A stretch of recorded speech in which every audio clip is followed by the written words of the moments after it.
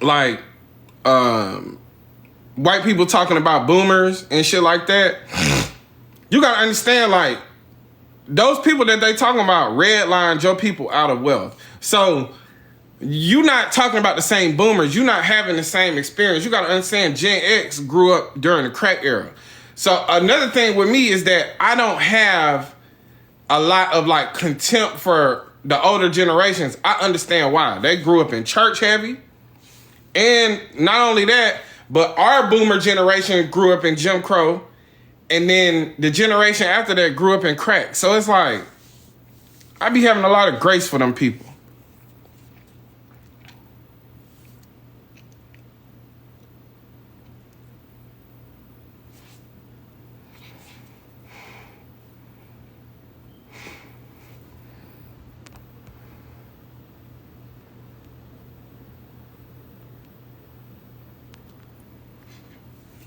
Yeah, I just be trying to, I'm not going to debate with nobody that I know is not even willing to hear your side of the story.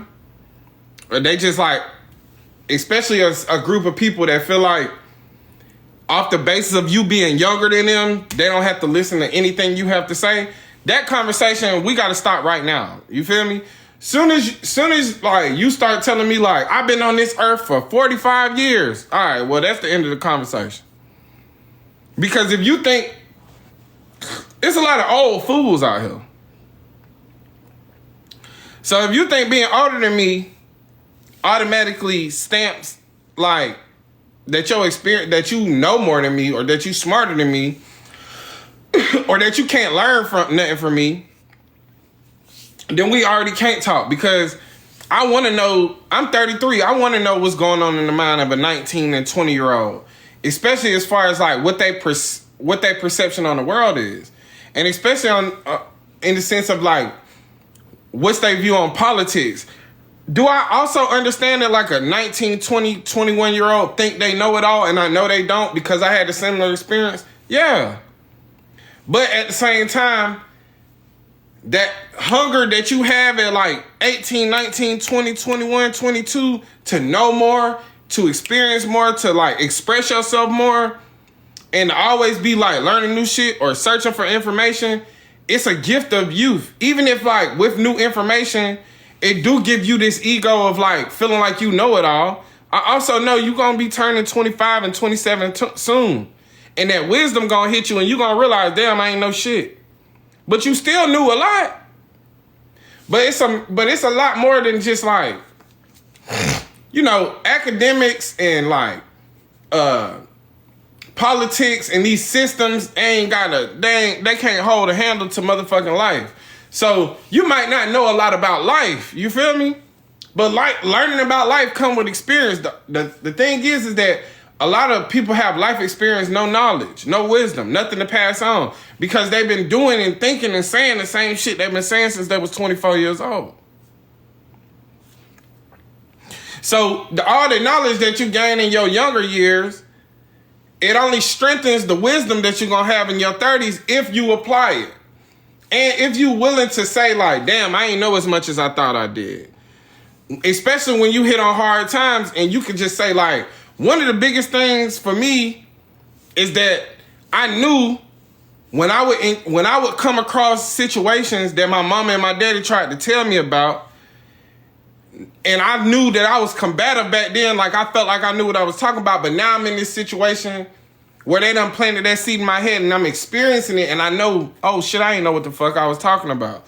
I can go back and talk to them and say like, yeah, man, I'm experiencing this. I remember you told me. You told me I was going to go through this. I apologize for being stubborn, right? But a lot of people don't even have the wherewithal to even say, yeah, I was wrong. But I appreciate you still trying, and you dropped the gym on me, and I'm picking that gym up now. Because a lot of shit that your folks trying to teach you ain't going to hit you till you 29, 30 years old. But I'm just like, I ain't afraid to apologize, bro, because when I'm owed an apology, I want it. You feel me? But if you're not the type of person that can set your pride to the side and apologize to others, you probably ain't gonna be receiving a lot of apologies, especially when you've been done wrong.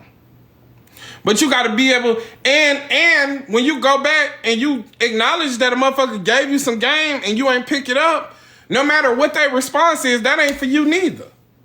If they want to be arrogant about it, that's on them. But 9 times out of 10, the pride that you put into the side help other people put their pride to the side too. So I think it's important to even go back to your parents and tell them like, that I told you so will kill the message, but at the same time, that ain't your business. That's something they gotta live with. That's why before you go talk to people, you need to make your peace with it. You can't have no expectations. Because a motherfucker that'll tell you I told you so, ain't a motherfucker that's got like, they not a very open person, right? They are the type of person that's like all self-consumed, all ego-consumed. You can't really expect too much out of that person, no way. The apology is for you and them, right? The apology is to acknowledge that you played a part in the wrongdoing, but the apology is also to acknowledge to yourself. Like, man, I need to be strong enough to say, look, man, you tried to give me some game, and I thought I knew it all, and I didn't. And I appreciate you even though I was being stubborn and hard-headed, you still tried, and you still dropped me that gem, and now I'm picking it up, and I know what to do with it. But that's for you. Because trying to control somebody's response or even having the expectation of what their response can be, that'll fuck up the whole play right there. But like this person just said, it's liberation. You liberating yourself from ego. You liberating yourself from being stubborn. You allowing yourself to grow, because apologizing, when you being able to acknowledge when you're wrong and apologize is a growing thing. That's something that help you grow like a motherfucker. That's really being a bigger person for real. Whether a person gonna receive that or not, that ain't on you. Oh, y'all, I just put these curtains up. So when I do the pod, these are soundproof curtain panels. So when I put these bad boys up, when I start the pod, yeah, no distractions. I gotta put some right here in the entranceway too. But yeah, I done finally got the studio together. I had bought me a money tree.